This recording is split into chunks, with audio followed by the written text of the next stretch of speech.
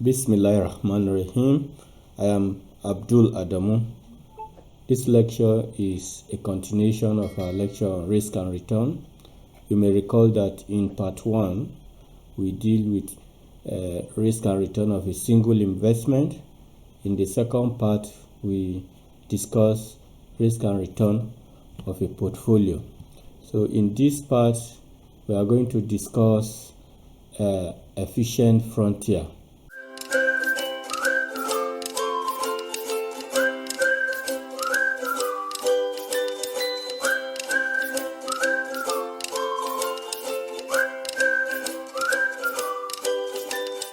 An efficient frontier is a set of investments that are expected to provide the highest return at a given level of risk.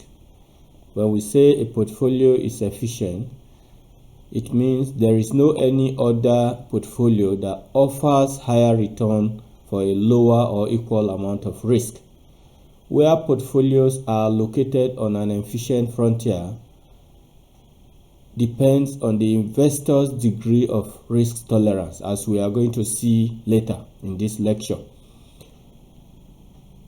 Efficient set lies along the line where increased risk is positively correlated with increasing returns.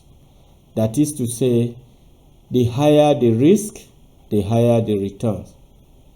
The key is to construct a set of portfolio that yield the highest return at a given level of risk. And that is exactly what we are going to show you, how to construct an efficient frontier in this lecture. Now, to construct an efficient set or efficient frontier, we are going to be using the word efficient frontier and efficient set interchangeably. We mean the same thing.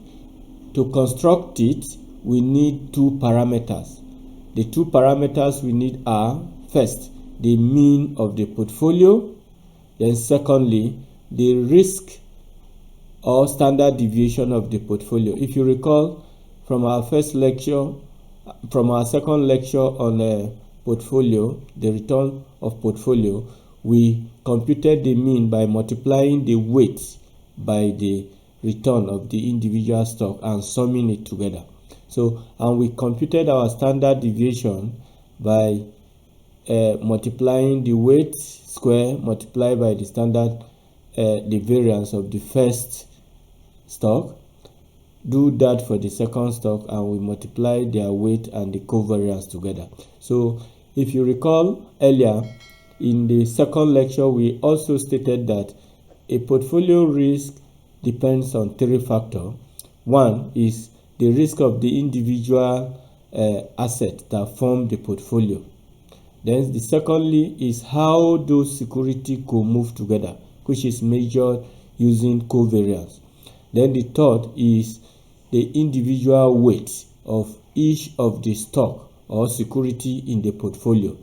Now, we can see these three factors. The individual risk cannot be controlled by the investor. Also, the covariance also cannot be controlled by the investor.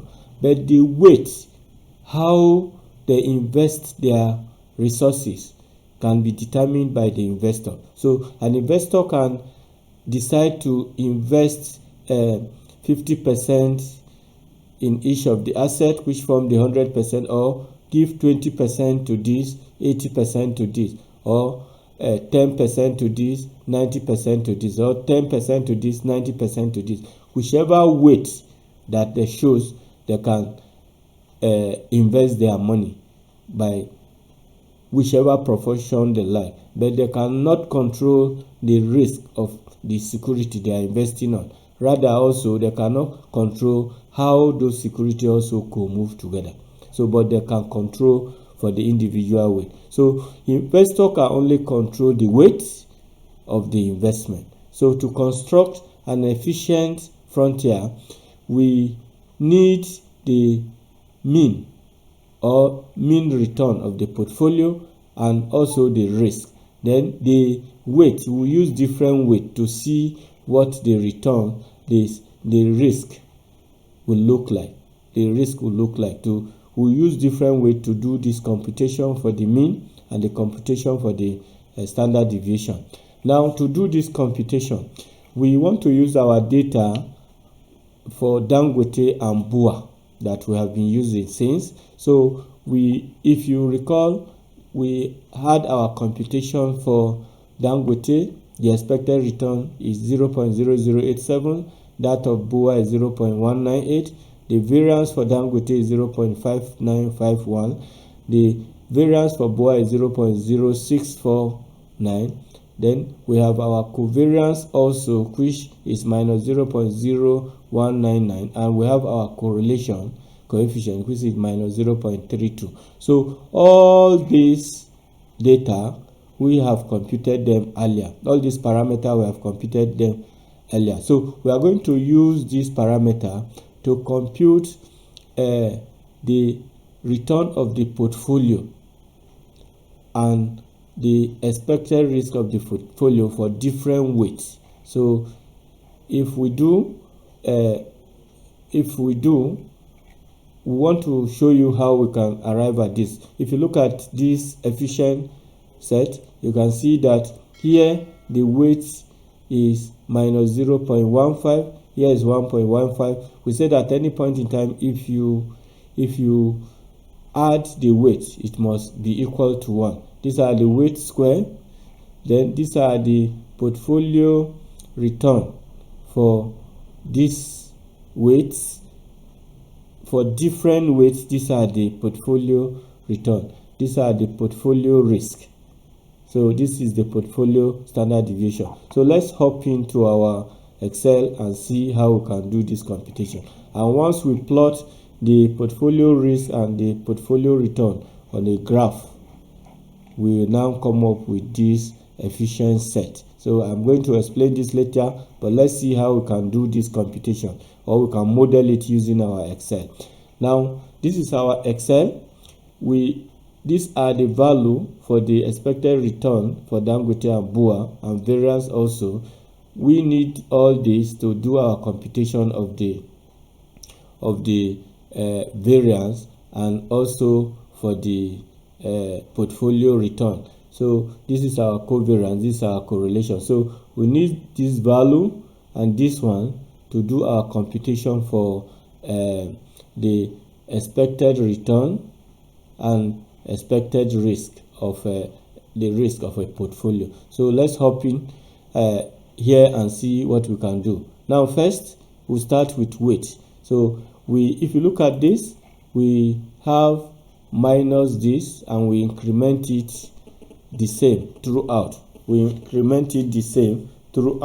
So what we'll do is to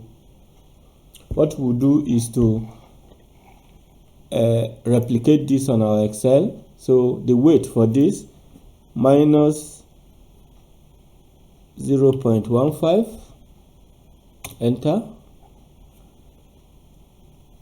minus 0.1. So let's see, and drag it down because the incremental is going to be the same up to positive where we started, 1.15. So I'll stop at 1.15. So I'll stop here. So that is it. We say if we sum this plus this, we'll get 1. So I'll put 1 here, enter. So let me double click and send it down. Is 1. So 1 minus this will give us the component that will make it equals to plus 1. So this is equals to this minus this. So if you add this plus this, you definitely get 1. So let me send it down. So at any point you can see 0.4 plus 0.6 will give us 1. 0.25 plus 0.75 will give us 1. So these are the different weights that I'm going to use. You can choose any different weight you want to use to construct your efficient frontier. Now there we will find the weight square. This is equals to this value raised to power 2. Enter. That is the value of this raised to power 2. So we are going to send it down. You can check and see this is raised to power 2. Now the same thing here. So since we can do relative referencing, we will draw it here. That is this value also raised to power 2. We can see it clearly. So we can send it down also. Why are we squaring it? Because in computing our variance, we need the weight square. That is why we are squaring it. Now we want to compute our portfolio return, the mean of the portfolio. To compute the mean of the portfolio, the weight, which is this, these are the weights, we multiply it by the return, and the return for Dangote is this, the return for BUA is this. So we start, this is equals to the weight for Dangote times the return for Dangote. So we are going to lock it, that is absolute referencing, so that it won't be moving down. It won't be moving down. Plus the weight for BUA multiplied by the return of BUA. We also lock it. So enter. So we are locking it so that when we are copying it down, because we are going to do the computation for each of these weights all downward. So we copy it down, double click, so you can see, so you can check and see. Let's check this and see. So you can see this multiplied by this plus this multiplied by this. If you go to the next one, you see this is the same thing. That's why we are locking it. So if you can even see from this that our Dangote is 30% and our BUA is 70%, the portfolio return was 14.12%. You can see it clearly. Then we'll compute our portfolio variance. This is portfolio variance. This is equals to weight square. We have it here already. Dangote weight multiply, let me put bracket, Dangote weight, bracket close, multiply by the variance of Dangote. This is the variance of Dangote, bracket close, plus the weight of BUA, bracket close, multiply by the variance of BUA. So I'm supposed to be locking that, so I'll lock it since I'm going to copy it down, plus 2 times the weight of Dangote times the weight of BUA times the covariance. The covariance is this. So I'm going to lock it also, F4 to lock it. So there is one that I did not lock here. This is the one I have not locked. So F4 to lock it. So enter. So this is the variance. So let me copy it down, double click and send it down. So let's cross check with 30%, and that is the value we had from our second lecture also. So then here we are going to take the standard square root to get our raise. Square root SQRT of this. Enter. That is the square root. We send it down. So once we send it down, let's check for 30%. That is 16.97. What we got in our as our portfolio risk when we did our portfolio risk earlier. That is what we got as our portfolio risk, 16.97. You can see it clearly. So if after we have done this, all we need to do if we want to construct our frontier is to highlight our mean return and the standard deviation we have highlighted it. Then we go to insert, we go to XY scatter, then we can select anyone. This with line, I'll go with this. So we click. So this is our efficient set or efficient frontier. So we can put label. So let me put some label. We will put axis. We'll put axis. This is return.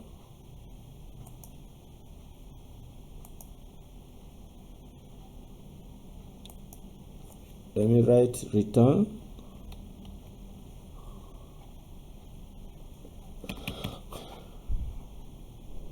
All right, return.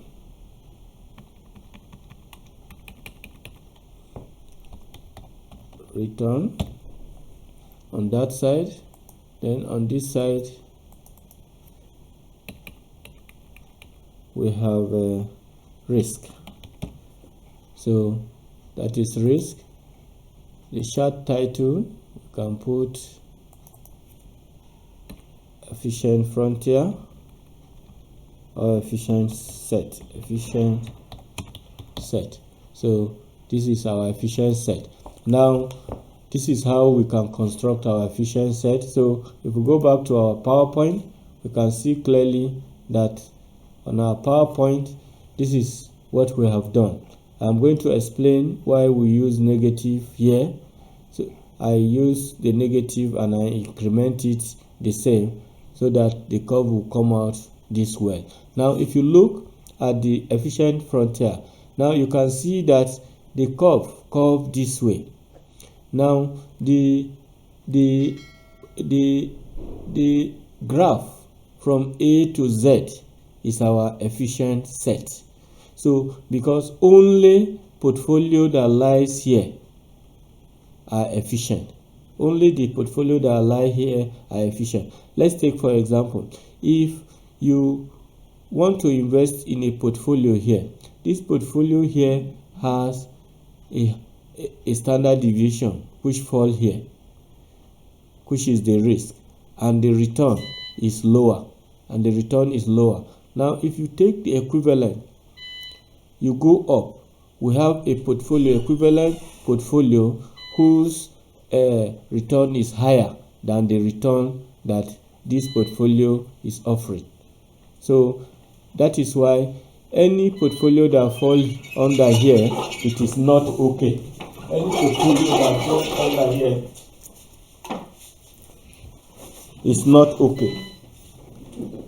It is not okay. Only portfolio from A to Z are those that are efficient. Now portfolio A is what we call the minimum variance portfolio. This is the minimum variance portfolio. This is the portfolio with the lowest variance or the lowest standard deviation. I don't know why they call it minimum variance, because we plot this graph using standard deviation. The portfolio with the minimum standard deviation is the minimum variance portfolio. And which combination will give us that? So you can easily come here.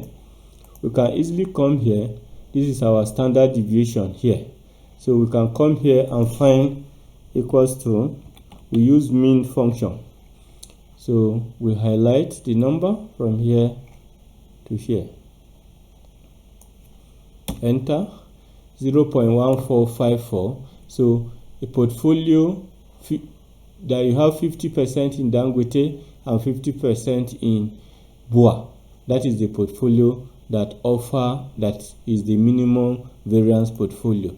Then the portfolio M is what we call the market portfolio, while the portfolio Z is any. Now let me explain why we have these negative values here. You can see there is a negative value here and there is also a negative value here. So here we are making provision for what we call short sell. Short sell means we can borrow money on this stock, Dangote stock, and invest those money on BUA stock. Also, we can borrow money on BUA stock and invest the money on Dangote stock. That is what we mean by short sell. So that explains why we have this negative, and I did that so that we'll be able to have a curve for our efficient frontier very well, like the way it's showing. Now the next thing we talked about is how does the efficient frontier of a portfolio with a risk-free asset, how does it look like? You can see we said earlier that our efficient frontier starts from A here down to Z, from the minimum portfolio down to Z. Now if you check here, when we have a risk-free asset can be investment in government treasury bills. We normally consider them risk-free. So if it's risk-free, then the portfolio, the efficient frontier will be this straight line. So you can see our earlier efficient frontier. So here at this place, the risk of the portfolio will be equals to 0. So for a risk-free asset, the risk is equals to 0. It has no risk. So this is our market portfolio that we explained earlier, and I said a market portfolio is a portfolio of all risky assets, each asset held in proportion to its market value. So we normally represent a market portfolio using the portfolio that consists using the market index like S&P 500 or the Nigeria Stock Exchange All Share Index. So a portfolio that has all the stock on the Nigerian Stock Exchange will be a market portfolio. So it is used as a proxy for the market portfolio in most empirical study as well as many investment applications. Now this light blue line that is tangent to this efficient frontier is what we call the capital market line, and the capital market line is represented by this equation. This is the risk-free return. It said the return on a portfolio is equals to the risk-free return and the market premium multiplied by the portfolio risk. So portfolio with risky and risk-free asset. For a portfolio that has a combination of risk-free asset and risky asset, what is the expected return? So if we want to compute the expected return, we still multiply. But if we are talking of the standard deviation or the return or the risk, you see that for a risk-free asset, the covariance between the risky and risk-free asset will be equals to 0, since the risk of a risk-free stock is going to be risk-free asset is going to be 0. So this factor here is going to be 0. Here also is going to be 0 because this is the variance. The variance of a risk-free asset is going to be 0. So we are going to be left with these two. So once we are left with these two, if you take the square root of this will be the weight of the market portfolio and the standard deviation multiplied by the standard deviation of the market portfolio. Exactly what we have got in here. So we gave an example that suppose one invested 60% of his fund in a market portfolio and the remaining in risk-free asset. So the remaining in risk-free asset, that is 40%. So the portfolio return is going to be 0.6 times the return of the market, which is this, plus 0.4 times the return of the risk-free asset, which is equals to this. So for the risk of that portfolio, it is going to equate to the weight times the standard deviation of the market portfolio of the market asset, risky asset. So because the variance and the risk of the other one is going to be 0. So this is the end of our lecture. If you enjoy our content, we implore you to kindly subscribe to our YouTube channel and like our video and share our video.